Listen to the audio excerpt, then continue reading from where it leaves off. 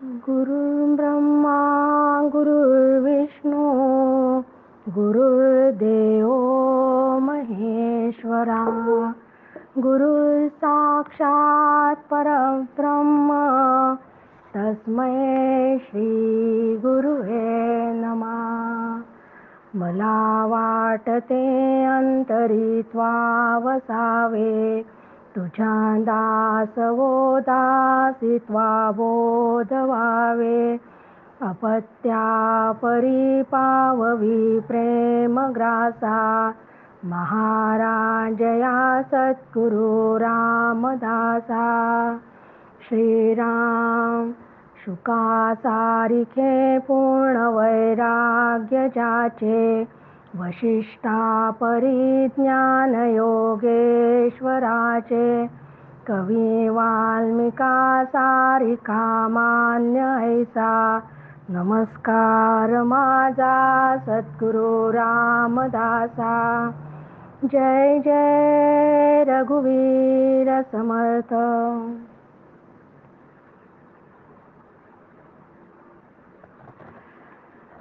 आज आपला अभ्यासाचा दशक 3रा समास 9वा मृत्यू निरूपण. मृत्यू निरूपण या समासाची सुरुवात करताना पहिल्याच ओवीमध्ये समर्थ सांगत आहे, संसार म्हणजे सवेत स्वार नाही वर्णास उधार. मापी लागले शरीर घडीने घडी श्रीराम. की संसार हा अखंड चाललेली घोडदौड आहे. जन्माला येऊन जगून मरण्याची वेळ आली तरी संसाराच्या सामोऱ्या जावेच लागते, तो संपतच नाही. ज्या क्षणी जन्म त्याच क्षणी मृत्यूची सत्ता या जीवावर चालू लागते. बऱ्याच वेळा तर आपण पाहतो की प्रत्यक्ष जन्म व्हायच्या आधीच गर्भाशयातच मृत्यू येतो. म्हणूनच पृथ्वीला मृत्यूलोक किंवा मरलोक म्हणतात. हा मृत्यू केव्हा येईल, कुठे येईल हे सांगता येत नाही. ज्याच्या त्याच्या कर्मानुसार त्याला मरण येत असते. 3ऱ्या ओवीत समर्थ सांगत आहे, सरता संचिताचे शेष नाही क्षणाचा अवकाश. भरता न भरता निमिष जाणे लागे श्रीराम.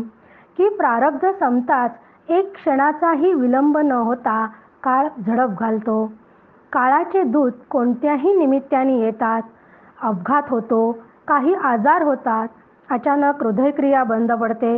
हे कसे होते, काय होते काहीच कळत नाही. मग आपण म्हणतो, अहो त्यांना काहीच झाले नव्हते, थोडेसे पोट दुखले एवढंच निमित्त झालं.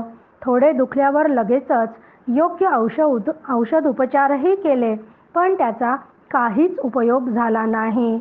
होता मृत्याची आटाआटी कोणी घालू न शकते पाठी. सर्वत्रास कुटाकुटी मागे पुढे होत असे.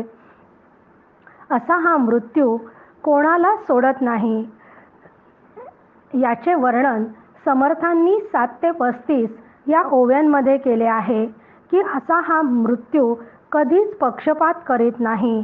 धार्मिक असो की अधार्मिक असो, श्रीमंत असो की गरीब असो, लहान असो की मोठा असो, गोरा असो की काळा असो, राजा असो की भिकारी असो, सज्जन असो की दुर्जन असो, असं सगळ्यांना तो एकाच मापाने मोजतो. याचं संपूर्ण वर्णन केल्यानंतर समर्थ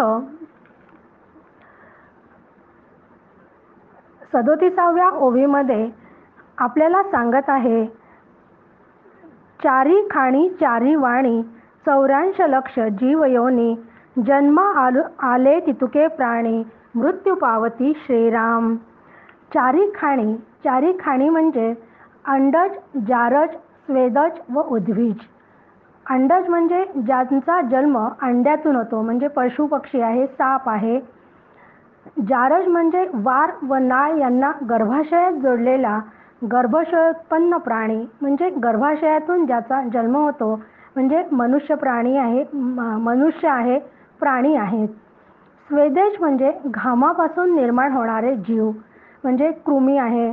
कधी कधी डोक्यामध्ये उवा होतात, ढेकूण आहे, हे सगळे घामापासून निर्माण होणारे जीव आहेत. आणि उद्भिज म्हणजे जमीन भेदून वर येणारे जीव, म्हणजे सर्व प्रकारच्या वनस्पती आहे. चारी वाणीचा आपण शारदा स्तवनामध्ये अभ्यास केला होता की परा, पश्चंती, मध्यमा आणि वैखरी या 4 वाणींचा विचार शारदा स्तवनमध्येच केला होता. अशा चारी खाणी चारी वाणी असलेल्या 84 लक्ष जीवप्राणी जन्माला येतात आणि मरतात. 40व्या ओळीमध्ये समर्थ आपल्याला सांगत आहे, मृत्यून म्हणे हा थोर थोर, मृत्यून म्हणे हरिहर, मृत्यून म्हणे अवतार भगवंताचे श्रीराम. की असा हा मृत्यू अत्यंत मोठ्या माणसांनाही सोडत नाही. समर्थांनी पाहिलं आपण 7 ते 35 मध्ये पूर्ण ओवीच दिली आहे, सगळ्या ओव्याच दिले की मृत्यू कोणाकोणाला येतो याचा. तर मग हा मृत्यू सगळ्यांना येतो, तर प्रत्यक्ष ब्रह्मा, विष्णू व महेश हे जे भगवंताचे अवतार आहेत त्यांनाही तो सोडत नाही. हे वाक्य ऐकल्याबरोबर सामान्य माणसाला ते पटणार नाही. त्यासाठी श्रोत्यांनी रागवू नये अशी विनंती समर्थ आपल्याला 41व्या ओवीत करत आहे की श्रोती कोपन करावा, हा मृत्यूलोक सकळाच ठावा, उपजला प्राणी जाईल बरवा, मृत्यूपंथे श्रीराम. कारण प्रत्यक्ष रामकृष्ण हे देखील आपले कार्य संपल्यानंतर अंतर्धान पावतात. आपले अवतार कार्य संपताच ते सुद्धा या भूतलावरून निघून जातात. म्हणजेच तुमच्या आमच्यासारख्यांना मृत्यू आहे, पण ईश्वर स्वतः कार्य झाले की अंतर्धान पावतात. तेही मनुष्य देह घेऊनच या पृथ्वी तलावर आलेले असतात. ज्यांना जन्म किंवा अवतरण आहे त्याला मृत्यू किंवा तिरोधान आहेच. त्यामुळे ब्रह्मा, विष्णू, महेश हे भगवंताचे अवतार सुद्धा या मृत्यू म्हणजे अंतर्धान पावतात. म्हणजे जे जे उपजे ते नासे, याप्रमाणे सगळ्यांनाच हा मृत्यू कवटाळत असतो. 44व्या ओळीमध्ये समर्थ आपल्याला सांगत आहे, ऐसे जाणून या जीवे, याचे सार्थकची करावे, जनी मरोन उरवावे, कीर्ती रूपे श्रीराम. की भूकंप आहे, अपघात आहे, अतिवृष्टी आहे, साथीचे आजार आहेत, अशा प्रसंगी मृत्यूचे थैमान माणसाला भयभीत करीत असते. सध्या कोरोनामुळे अनेकांचे मृत्यू झाले आहेत आणि होत आहेत. तरीही हा मृत्यू आपल्याला एक दिवस गाठणार आहे हे सत्य स्वीकारून आपले जीवन कृतार्थ करण्याची कल्पनाही मनाला शिवत नाही. मृत्यूची टांगती तलवार पाठीशी असतानाही त्या मृत्यूला माणूस विसरतो. मृत्यूचे स्मरण ठेवून तो वागत नाही. जेवताना किंवा शुभप्रसंगाला कोणी मरण शब्द उच्चारतात, काय अभद्र बोलतोस रे असे आपण म्हणतो.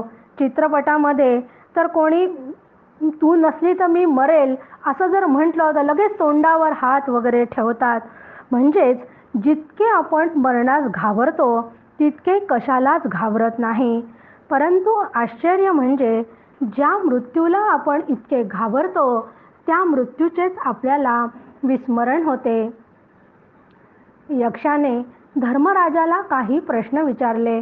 त्यातील मृत्यूच्या संदर्भात विचारलेला प्रश्न अतिशय मार्मिक आहे. यक्ष म्हणाले, किम आश्चर्यम, की म्हणजे या जगात आश्चर्य वाटावी अशी कोणती गोष्ट आहे. धर्मराजाने अतिशय समर्पक उत्तर दिले. धर्मराजा म्हणाले, रोज कोणी ना कोणी यमराजाकडे जात आहे, मृत्यू पावत आहे. त्यांना म्हणजे गेलेल्या व्यक्तीला स्मशानापर्यंत नेहूनही, गेलेल्या नातेवाईकांना भेटायला जाऊनही स्वतःला मात्र ते अमर समजतात. हे आश्चर्यच आहे, कारण डोळ्यासमोर मृत्यू होऊनही कुणीही सावध होत नाही. म्हणून समर्थांनीच एका ठिकाणी म्हटले आहे, मरणाचे स्मरण असावे, हरिभक्तीस सादर व्हावे, मरोन कीर्तीस उरावे, येणे प्रकारे श्रीराम. की जेथे मृत्यूच्या भीतीत जीवन न जगता मृत्यूचे स्मरण ठेवून शरीर आहे तोपर्यंत त्याच्याकडून चांगले कार्य करून घ्यावे, त्यासाठी हरिभक्ती हाच उपाय आहे. मरणाचे स्मरण असावे असं समर्थ जेव्हा आपल्याला सांगतात आहे, तेव्हा मला एकनाथ महाराजांची प्रसिद्ध गोष्ट स्मरण आठवली. एकदा एकनाथ महाराजांना एका गृहस्थाने विचारले की महाराज, आपले जीवन किती साधे निष्पाप आमचे असे का नाही? तुम्ही कधी रागवत नाही, कोणाशी भांडण तंटा नाही, किती शांत पवित्र प्रेमळ तुम्ही आहात. नाथ म्हणाले, माझी गोष्ट राहू दे, पण तुझ्याविषयी मला एक गोष्ट कळली आहे की आजपासून 7 दिवसांनी तू मरणार आहेस. नाथांनी सांगितलेली गोष्ट खोटी कशी ठरणार? 7 दिवसांनी मरण म्हणजे आता फक्त 6 दिवस राहिले आहे, म्हणजे केवळ 168 तास उरले आहेत. असा विचार करतच ते गृहस्थ स्वतःच्या घरी गेले. त्यांना काही सुचेना. सारखं नाथांचे शब्द आठवत होते की आजपासून तू 7व्या दिवशी मरणार आहेस. घरी गेल्यानंतर त्यांची निर्वानिर्वीची भाषा सुरू झाली. सगळ्यांशी अत्यंत प्रेमाने ते बोलू लागले. मरणाच्या भीतीपायी ते आजारी पडले. अंथरुणाला खिळून होते. आता 6 दिवस झाले. 7वा दिवस उजाडला. नाथ त्या सद्गृहस्थांच्या घरी गेले. नाथ म्हणाले, कसे काय? सद्गृहस्थ अगदी क्षीण आवाजात म्हणाले, जातो आता आम्ही. नाथांनी म्हटले, 6 दिवसात किती पाप केले, किती जणांशी भांडण केले. तो आसन्न मरण मनुष्य म्हणाला, पापाचा विचार सुद्धा माझ्या मनात आला नाही, कोणाशी भांडण झाले नाही, असे काही करायला मला वेळच मिळाला नाही, कारण डोळ्यासमोर सारखे मला मरणच दिसत होते. नाथ म्हणाले, आमचे जीवन निष्पाप का याचे उत्तर मिळाले का? मरणाचे स्मरण म्हणजे वाघोबा जर सतत समोर असेल तर पाप करायचे कसे सुचेल? पाप करावयासही निश्चिंतता लागते. म्हणून मरणाचे स्मरण नेहमी ठेवले म्हणजे हातून पाप घडत नाही व प्रत्येक क्रिया भगवंताला आवडते तशीच होत जाते. असे स्मरण संतांना असते. संत ज्ञानेश्वर असो, संत नामदेव असो, संत तुकाराम, संत रामदास स्वामी या सर्वांनी हरिभक्तीचा मार्ग निवडून आत्मज्ञान करून घेतले. त्यामुळे त्यांना मरणाचे भय वाटत नव्हते. स्वरूपाची जाण असली की भय नाहीसे होते. म्हणून या समासाच्या शेवट करताना शेवटच्या ओळीत समर्थ आपल्याला सांगत आहेत, असो ऐसे सकळही गेले, परंतु एकची राहिले, जे स्वरूपाकार झाले आत्मज्ञानी श्रीराम. या समासातली अत्यंत महत्त्वाची ही अशी ओवी आहे, कारण या मृत्यूच्या तावडीतून कोणीही सुटत नाही. या जगात जे जे जन्माला आले ते ते सर्व गेले.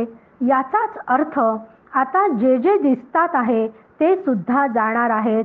उपजे ते नासे या उक्तीप्रमाणे ज्याला उत्पत्ती स्थिती लय आहे ती प्रत्येक गोष्ट नाशवंत आहे. माझा देह हाही नाशवंत आहे आणि जे नाशवंत असते ते विकारी असते. माझा देह देखील विकारी आहे. तो वासना रूपाने जन्म घेतो म्हणजे तो आहे, त्याला जन्म आहे. तो वाढतो, तो बदलतो, तो क्षीण होतो आणि नंतर तो मृत्यू पावतो. पण या शरीराला चालवणारा आत्मा मात्र कधीही मरत नाही. याचे ज्ञान संतांना असते. म्हणून तुकाराम महाराज म्हणतात, नेऊन नेऊन तू माझे शरीर नेशील, तुला मला नेता येणार नाही. केवढी ग्वाही हो! कारण आत्म्याला येणे जाणे नाही आणि तो आत्मा हेच माझे स्वरूप आहे याची जाण संतांना असते. आपण या देहाला कितीही आपले म्हटले तरी देह काळाचे भातुके हे संतांनी ओळखलेले असते. म्हणून जर मृत्यूच्या भयातून सुटायचे असेल तर देह सत्य नाही, तर या देहाला चालवणारा सत्य आहे याचे ज्ञान करून घेणे यालाच समर्थ आत्मज्ञान म्हणतात, त्यालाच स्वरूपज्ञान म्हणतात.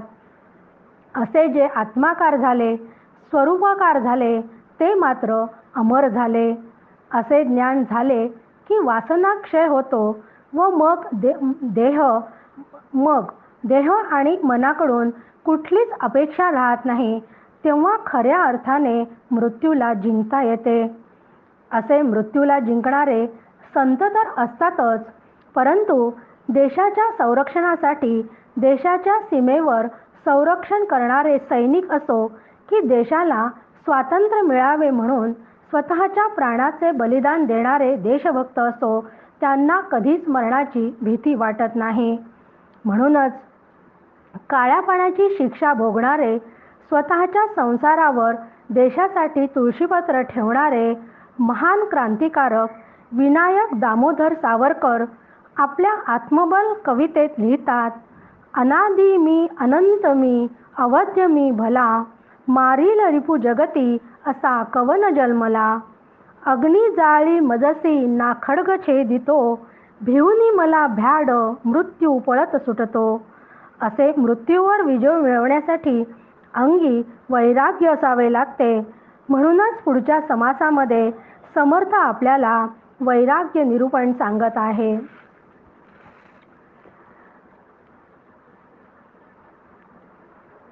वैराग्य निरूपण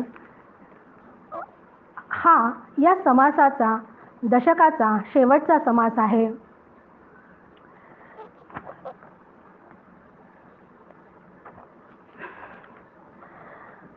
आपण या दशकाच्या सुरुवातीला पाहिले होते की पहिल्या समासामध्ये जन्म दुःखाचे भयावह वर्णन समर्थांनी केले होते. एका रूपकाच्या द्वारे मांडलेला भयानक शोकांतिका ही पण आपण अभ्यासली होती. त्यानंतर त्रिविध तापांची लांबसडक यादी व मृत्यूच्या अनिवार्यतेचे स्मरण या सगळ्या वाचनाने अंगी वैराग्य निर्माण झाले नाही तरच त्या माणसाला नाईलाजास्तव माणूस म्हणायचे एवढेच. कारण वैराग्य निर्मितीची पार्श्वभूमी तयार करून या दशकाच्या शेवटच्या समासात वैराग्यामागचे तत्वज्ञान समर्थ सांगत आहेत. या समासाची सुरुवात करताना पहिल्याच ओवीमध्ये समर्थ आपल्याला सांगतात, संसार म्हणजे महापूर, माझी जळचरे अपार, डंखू धावती विखार, काळ सर्प श्रीराम. की आता पहिल्या 1 ते 7 ओव्यांमध्ये समर्थांनी ज्या ओव्या लिहिल्या आहे यामध्ये गीता ज्ञानेश्वरीतल्या 6व्या अध्यायातील 14व्या श्लोकाची मिळती जुळती मांडणी आपल्याला पाहायला मिळते. यांनी या ओव्यांमध्ये समर्थ म्हणतात आहे की संसार हा महापूर आहे, म्हणजे एक माया नदी आहे. कारण त्यात अनेक काळसर्प संसारिकाला चावण्यासाठी त्याच्या मागे लागतात. अशा आशा ममता म्हणजे प्रेम माझे मुळे जीव बंधनात अडकतो आणि जीव बंधनात अडकला की बंधनरूपी सुसुरी त्याचे लचके तोडून अनेक प्रकारचे दुःख देते आणि मग अहंकार रूपी मगर जीवाला अविद्येत ढकलते. तेथून त्या जीवाची कोणीच सुटका करू शकत नाही. अविद्येमुळे काम विळखा घालतो, दुसऱ्यांचा तिरस्कार करण्याची सवय, मस्ती राहणे यामुळे वासनारूपी धामीन शरीराला वेटोळा घालते व संकल्पाचे गरळ ओतत राहते. मी केले म्हणून झाले, मी नसते तर काय झाले असते, कुळाचा अभिमान धरून बसतो आणि माणूस भ्रांतीत अडकतो. अनेक जन्मांच्या निश्चयामुळे अकारण देहाचे तादात्म्य ठेवून स्वतःच ओझे ओढवून घेतो. कर्तव्य म्हणून सगळ्या संसारातल्या जबाबदाऱ्या उत्तम प्रकारे पार पाडायच्या असतात, पण पार पाडत असताना मी करता हा अभिमान नसावा. मी करता या अभिमानामुळे संसाररूपी समुद्राच्या ओझ्याखाली बुडण्याची वेळ आली तरी शरीर, संपत्ती, कुटुंब यांच्यावरील आसक्तीमुळे आसक्तीचे ओझे तो टाकत नाही. बहुतेक सर्वजण माया नदीच्या या जबर प्रवाहामध्ये वाहून जातात, परंतु अत्यंत श्रद्धेने जे भगवंताचा धावा करतात त्यांना देव स्वतः उडी घालून प्रवाहाच्या पलीकडे नेतो. 10व्या ओवीमध्ये समर्थ आपल्याला सांगत आहे, भगवंत भावाचा भुकेला, भावार्थ देखो न भुलला, संकटी पावे भाविकाला, रक्षित असे श्रीराम. की देवाच्या अस्तित्वावर अत्यंत प्रेमाने श्रद्धा ठेवणारे लोक देवाला आवडतात. त्या श्रद्धेनेच तो प्रसन्न होतो व भक्ताचे रक्षण करतो. 13व्या आणि 14व्या ओवीमध्ये समर्थ आपल्याला सांगत आहे, जैसा भाव जयापाशी, तैसा देव तयासी, जाणे भाव अंतरसाक्षी, प्राणी मात्रांचा श्रीराम. जरी भाव असिला माईक, तरी देव होय महाठक, नवल तयाचे कौतुक, जैसाच तैसा श्रीराम.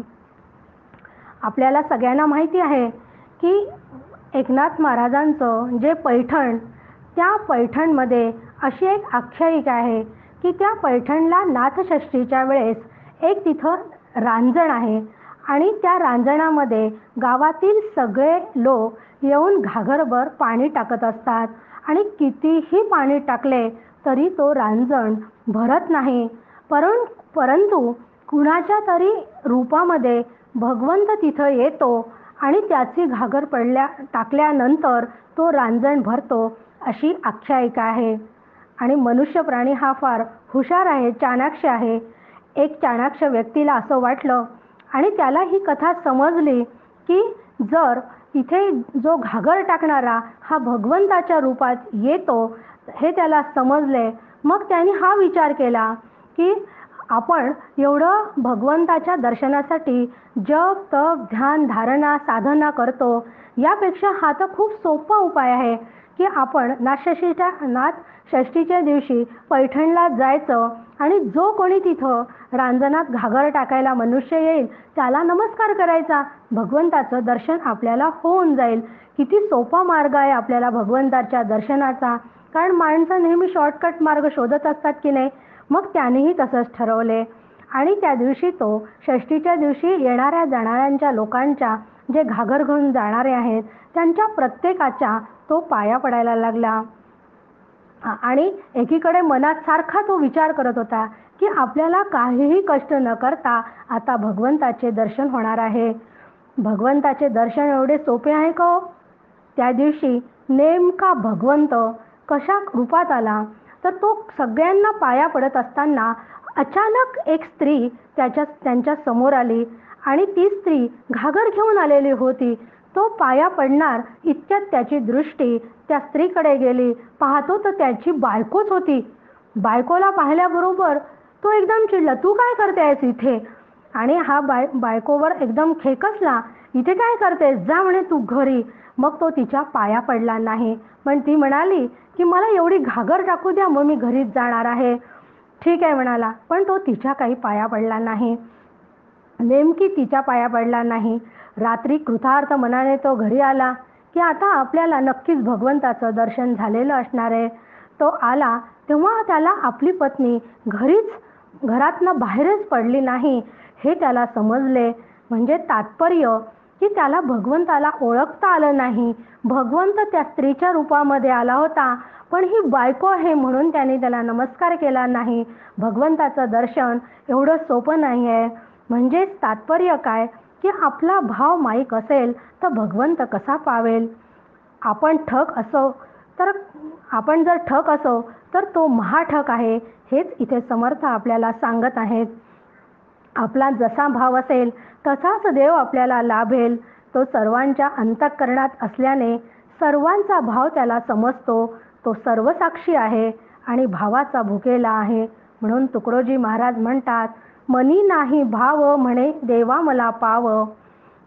देव अशा न भेटायचा नाही रे, देव बाजाराचा भाजीपाला नाही रे. म्हणजे तुकडोजी महाराजांनी इतक्या साध्या शब्दामध्ये किती सुंदर वर्णन केलेले आहे. हा भगवंत मग भावाचा भुकेला आहे, त्यामुळे तो कधीतरी चिमूटभर पोयाने तृप्त होतो तर कधी श्रीखंड्याहून नाथांच्या घरी पाणी भरतो. भाव जाणला म्हणून रामाने शबरीची उष्टी बोरे खाल्ली, तर श्रीकृष्णाने दुर्योधनाचा मेवा त्यागून विदुराच्या घरी कण्या मोठ्या चवीने खाल्ल्या होत्या. 26व्या ओवीमध्ये समर्थ आपल्याला सांगत आहे, 27व्या ओवीमध्ये, आयुष्य हेची रत्नपेटी, माझी भजन रत्ने गोमटी, ईश्वरी अर्पुनिया लुटी, आनंदाची करावी श्रीराम. संत आपल्याला जाणून असतात. समर्थांना माहिती होतं की संसारी लोकांना रत्न, हिरे, मोती यांचं आकर्षण असते. हे समर्थांनी अचूक ओळखले. त्यामुळे लोकांना आयुष्याचे महत्त्व कळावे म्हणून समर्थ येथे आयुष्याला केवळ रत्न न म्हणता रत्नपेटी म्हणजे रत्नांची खाण असं म्हणत आहेत. मग त्या आयुष्याचा सत्यानाश करायचा की बर्बाद करायचे हे सर्वस्वी आपल्यावर अवलंबून आहे. त्यासाठी एकच उपाय आहे की माझ्या आयुष्याची रत्नपेटी ईश्वरी अर्पुनिया तुटी, आनंदाची करावी असे समर्थ सांगत आहे. म्हणजे येथे ही जी ईश्वरी अर्पुनिया म्हणजे भजन रूपाने तुम्ही त्याला ती अर्पा असं समर्थ आपल्याला सांगत आहे. भजन रूपाने अर्पण करा. अर्पा म्हणजेच काय की ईश्वर शरणागती, संपूर्ण समर्पण असावं त्या भगवंत भजनामध्ये. म्हणजे संपूर्ण जीवन त्या ईश्वरचरणी समर्पण करावं व मी ब्रह्म आहे असा अनुभव घेऊन माणसाने आपले जीवन आनंदात घालवावे आणि आनंद भोगावा हेच त्या ओवीतून आपल्याला सांगत आहे. 29व्या ओवीमध्ये समर्थ आपल्याला सांगतात आहे, धरुनी ईश्वराची कास, केली संसाराची नैराश, तया भाविका जगदीश, सभ्य सांभाळे श्रीराम. अशी जर तू पूर्ण समर्पण भावाने ईश्वर सेवा केली, भगवंताचं भजन केलं तर काय होणार आहे, तर अशी ईश्वराची कास जर तू धरली तर आणि संसारामध्ये अनासक्त राहिला तर तुझा परमार्थ आणि प्रपंच दोन्हीही ईश्वर सांभाळतो. हे यासाठी त्यांनी ही आपल्याला ओवी सांगितली आहे.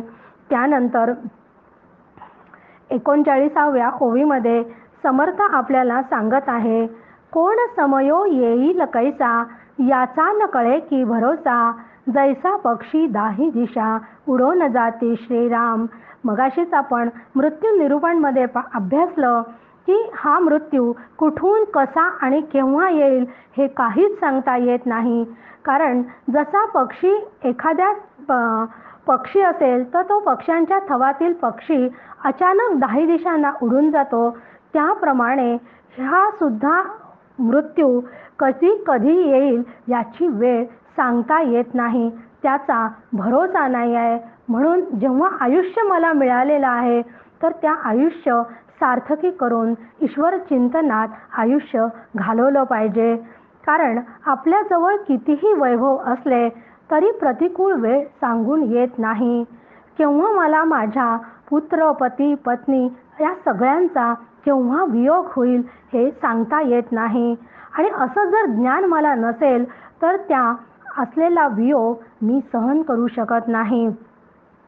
म्हणून 44व्या ओवीमध्ये समर्थ आपल्याला सांगत आहे, दुःख भोगिले आपुल्या जीवे, तेथे कैसे होती सर्वे, तैसेच पुढे एकले जावे, लागेल बापा श्रीराम. कैसी माता कैसा पिता, कैसी बहीण कैसा भ्राता, कैसी सहृदय कैसी वनिता, पुत्र कळाद्रिक श्रीराम. हे तू जाण मावेची, अवघी सोयरी सुखाची, हे तुझ्या सुखदुःखाची, सांगती नव्हे ती श्रीराम. की या जन्मामध्ये तू जे दुःख भोगले आहेस तेव्हा आता ज्यांना तू आपले म्हणतो आहेस ते सर्व कुठे आहेत. कारण मागच्या जन्मातही तू काही दुःख भोगले होते आणि म्हणूनच तुला हा जन्म मिळाला आहे. मग त्यावेळेस जे तुझ्या सगळे सोबत होते त्याही वेळेस तू त्यांना सोडून गेला होतास आणि याही जन्मात तू या लोकांना सोडून जाणार आहे. म्हणजे याही जन्मात त्यांच्या वाचून तू जाणार आहे आणि पुढचाही जन्म तुला तसाच होणार आहे. आणि हेही माहिती नाही की मला मागच्या जन्मात माझ्यासोबत कोण होतं आणि पुढच्या जन्मात कोण राहणार आहे. म्हणजे सगळे एका जन्मापुरतेच आपले सोबती असतात. म्हणून ते आपल्याला सांगतात आहे की हे सगळे कसे आहे तर हे मायेच्या प्रांतातले आहे. हे तू जाण मावेची, अवघी सोयरी सुखाची. की तुला हे जे सगळे आपले आपले वाटतात ना, हे सगळे फक्त सुखाचे सोबती असतात.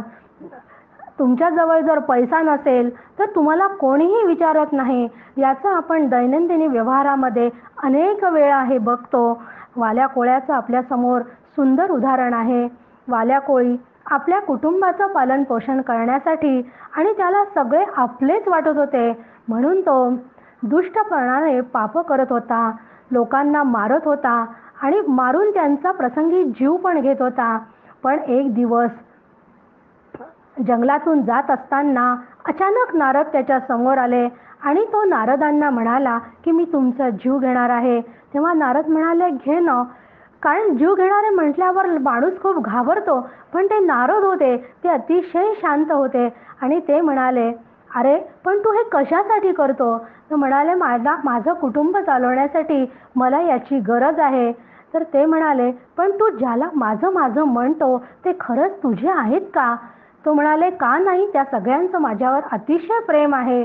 पण नारद म्हणाले, ठीक आहे, तुला जर असं वाटतं ना की तुझे सुखाची नाही, हे सगळे तुझे सोबती नाही आहेत, तर ते खरोखर तुझ्यावर प्रेम करतात, तर उद्या मी याच वेळेस इथं येईल आणि तू घरी जाऊन तुझ्या लोकांना फक्त विचार की मी असं असं पाप करतो, त्या पापातून मी पैसा कमवतो आणि तुमचं पोट भरतो, तर माझ्या पापामध्ये तुम्ही सहभागी व्हाल का?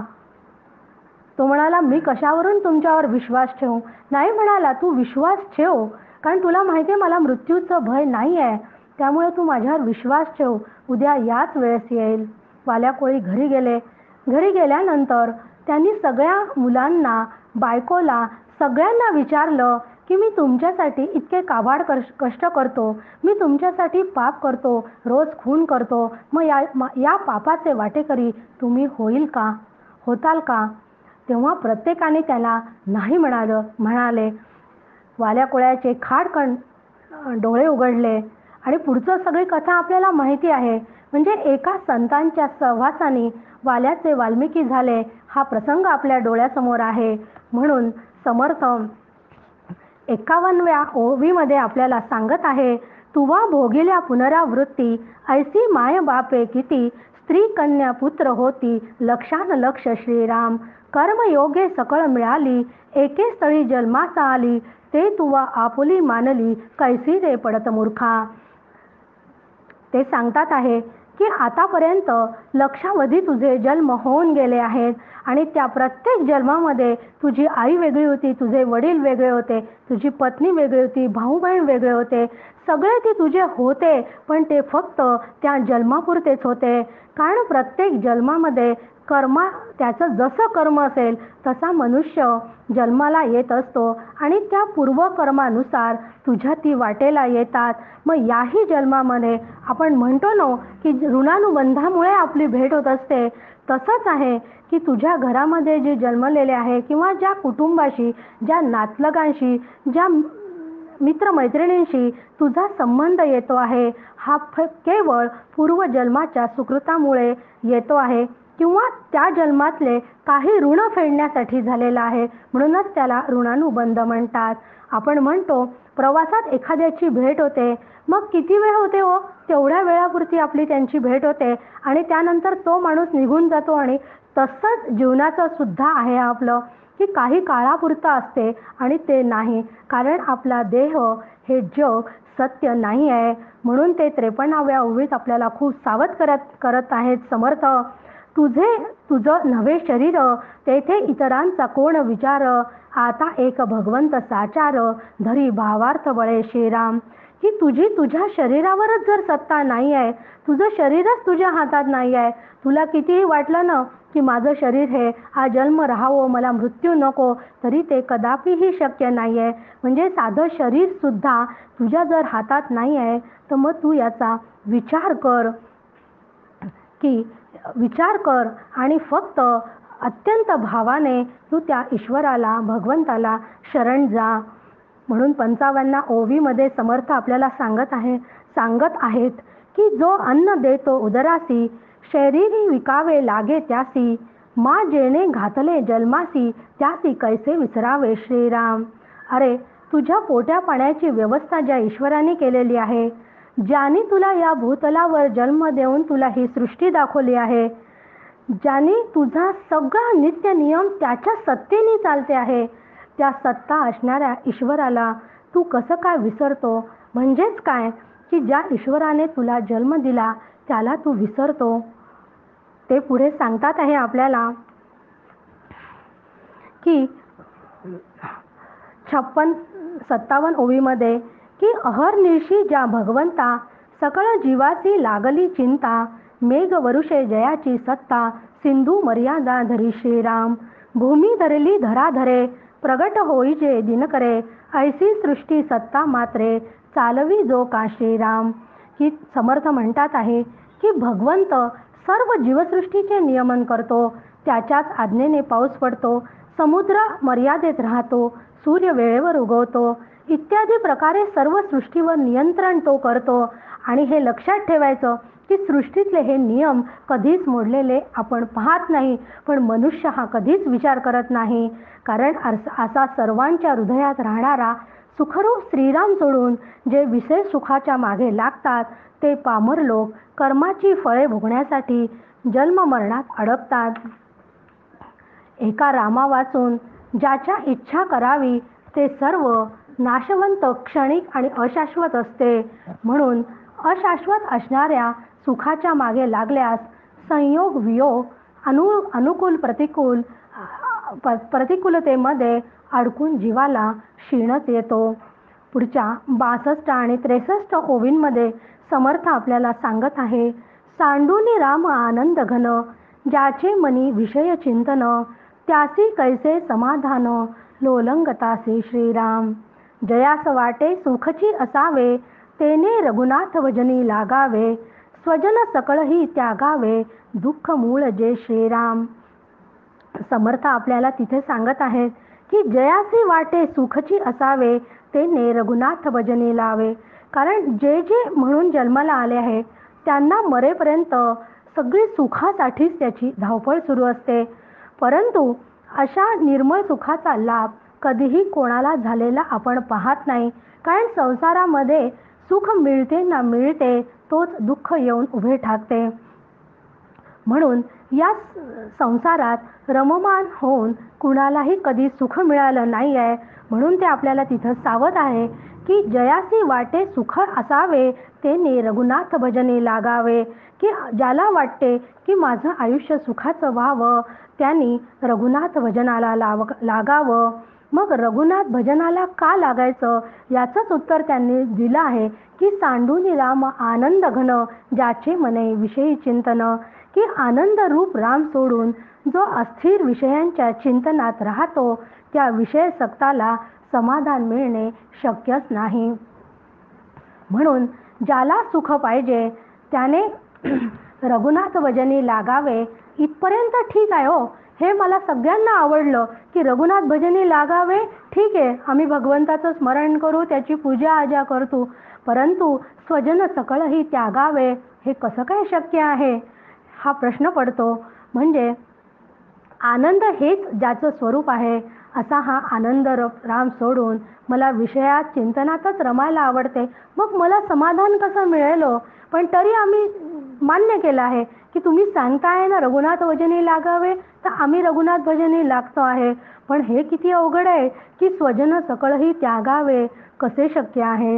येथे समर्थ आपले गणगोत, कुटुंब, मित्र यांचा त्याग करायला सांगत नाहीत, तर त्यांच्यावरील आसक्तीचा त्याग करायचा, त्यांच्याशी अत्यंत प्रेमानेच वागायचे, कर्तव्य काटेकोरपणे करायचे, पण त्यात अडकायचे नाही.